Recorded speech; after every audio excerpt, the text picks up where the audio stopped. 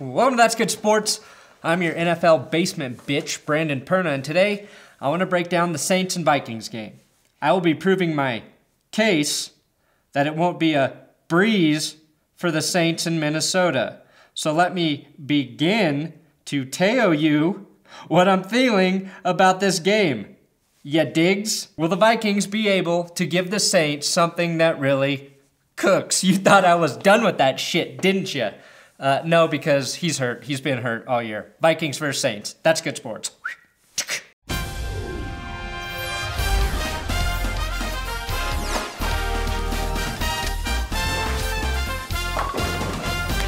This episode is sponsored by SeatGeek. There's a link in the description. Use my promo code ThatsGood and you're gonna get $20 off your first SeatGeek ticket purchase. If you're trying to go to the playoff games, this is the way to get a discount on your tickets. You can get football tickets, like I just said. You can go to concerts, comedy shows, anything you can buy tickets for. Get it through SeatGeek. Use my promo code ThatsGood. Save a little money. As is the case for every game this weekend, we have a first-time playoff quarterback facing a Hall of Famer.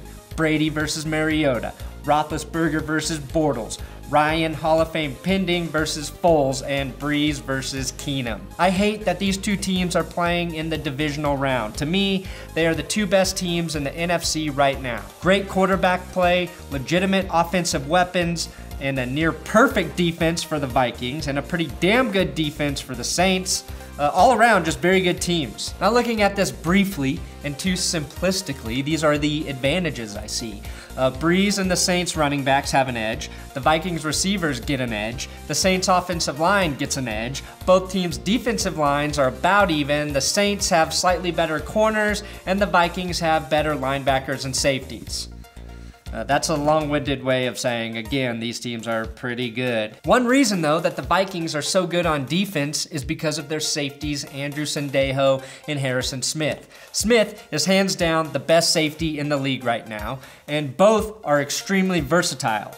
The Vikings, with two safeties on the field that can cover, play the run, and blitz, allow them to disguise their defenses so well that opposing quarterbacks think they're playing baseball. You obviously need talented guys up front as well, but the Viking safeties really are unique in how complete they are in all phases of the game. Friendly advice, though, for the Saints receivers. Andrew Sendejo really likes it when you call him Andrew Pendejo. Don't worry, Saints receivers, calling him Pendejo is just like a really nice compliment. It definitely has nothing to do with pubic hair. Thanks for teaching me that early on, Pueblo. Drew Brees lit up the Panthers last week, and that's why the Saints offense is so dangerous right now. Brees completed 72% of his passes this season. Tom Brady, by comparison, had a 66.3 completion percentage, and people are saying Brees had a down year because of his yards and TDs at 4,323.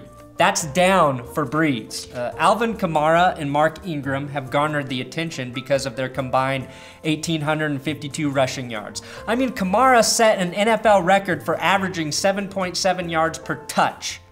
I wish I could guarantee my wife 7.7 per touch, if you know what I mean. Sexual penis size. Right now, Drew Brees is like when John Elway had Terrell Davis, except Brees is in better health and completing 13% more of his passes. The weakness for Brees is that he's not great when being pressured by the defense. 3 of his 8 picks have come in pressure situations. He's thrown 0 touchdowns under pressure, and his completion percentage drops to 54. Minnesota has the personnel to make it a rough day for Brees in the passing game.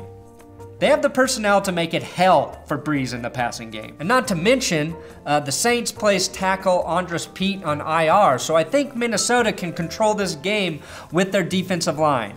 Griffin, Joseph, Hunter can definitely put the kind of pressure on Brees that causes him to make mistakes. They also have the potential to shut down that dominant run game, as the Vikings had the second best run defense in the league this season. The Panthers did just that last week, holding the two backs to a combined 45 yards. The difference to me is I don't think Drew Brees can throw for 376 yards on the Vikings defense. And I'd bet on Brees over almost any defense in the NFL. And the Vikings pass defense is why I believe they are currently favored by 5 points. On the flip side, Case Keenum, in terms of numbers, has had a nearly identical season to Brees. Drew has him on yards, but Keenum's 22 TDs and 7 picks at 76.6 completion percentage is pretty damn close to Brees' 23 touchdowns and 8 interceptions. A big reason for that is because Keenum has Adam Thielen and Stefon Diggs, the silent but deadly wide receivers. Cam Newton threw for 350 and 2 TDs against the Saints secondary. Greg Olsen had 100 receiving yards, McCaffrey had 100, and Funchess had 79. I think Thielen and Diggs are better receivers than, say, Funchess and McCaffrey, and Kyle Rudolph can be just as effective as Greg Olsen. So if you're a Saints fan, you should be a bit worried about what Newton was able to do against that secondary.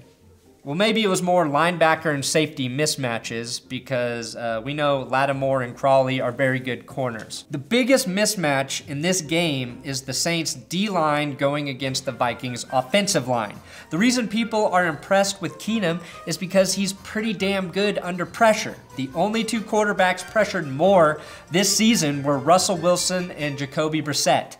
Keenum can extend plays and turn nothing into something. He'll do it Sunday, but the question is, how frequently will he have to?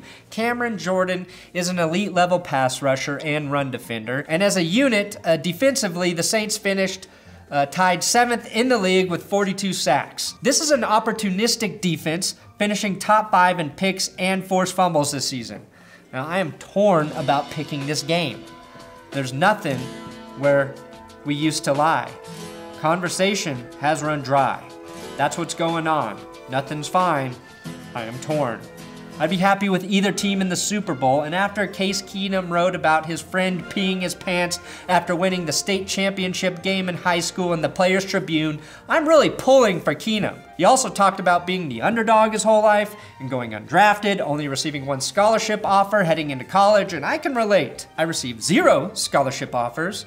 And despite putting out over 700 Broncos and NFL videos on this channel, nobody's calling me. I have better numbers than entire websites devoted to Denver sports, but nobody wants to suckle any milk from this sexy football body. Am I talented like Case Keenum? That's debatable, but I work hard too. And that's why, with confidence, I am picking Case Keenum to not win this game. I'm sorry, but that's what Case Keenum would want me to do. That's how he functions at his best. Plus, I wouldn't mind seeing him here in Denver. And if he wins a Super Bowl, there's no way that happens. Plus, I really do like the way the Saints are playing right now. The Vikings definitely have the better defense, but Mark Ingram and Alvin Kamara can break a game open and shoo away the clock. Those 2 are the reason I am picking New Orleans to win. And Vikings fans, just know if you do win, I will be very happy to ride your bandwagon all the way to the Super Bowl. I just wish both teams could win.